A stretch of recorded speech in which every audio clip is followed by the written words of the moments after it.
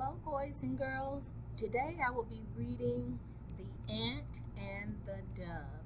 This is an Aesop fable, and it is being retold by the author, Jenny Giles, and the illustrator, or the person who drew these lovely pictures here, is Pat Reynolds.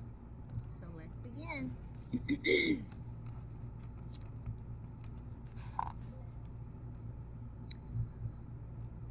Once upon a time, there was an ant who went down to a pond to get a drink of water.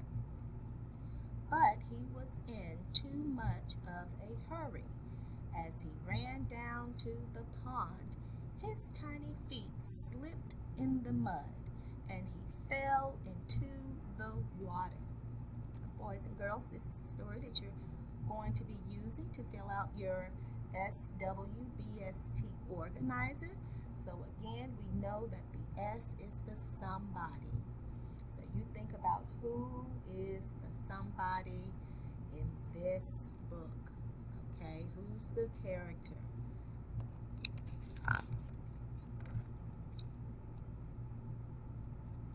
The ant could not swim. He went around and around in the cold water. There was no one to help him. Wow, that's not a good situation for him to be in.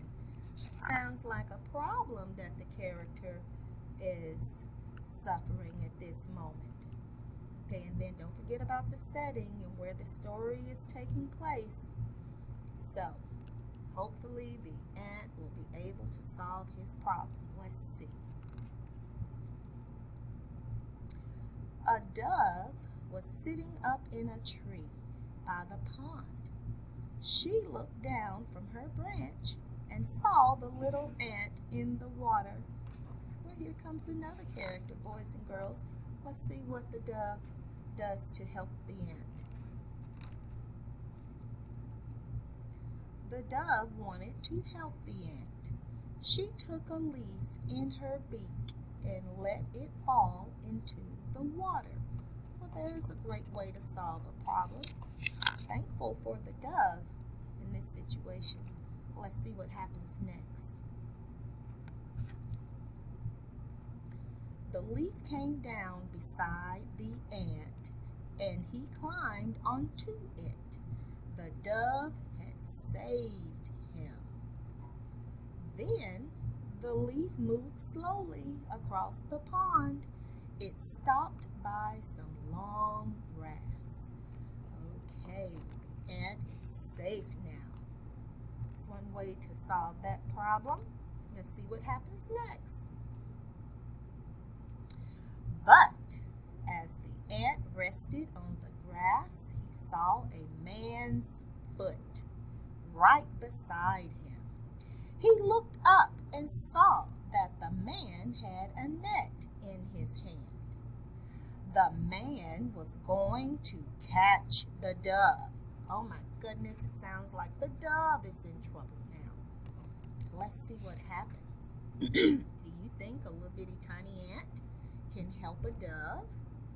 Let's see. Now it was the ant's turn to save the dove. He ran onto the man's foot and bit him as hard as he could. The man shouted out. The dove turned around and she saw the man with the net. Uh-oh, so she's recognized that she's in danger.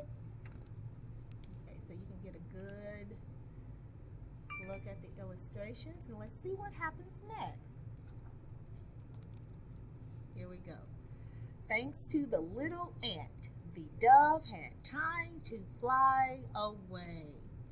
And that is the story of how the dove helped the ant and the ant helped the dove. Wow, that is a great ending to a great story, boys and girls.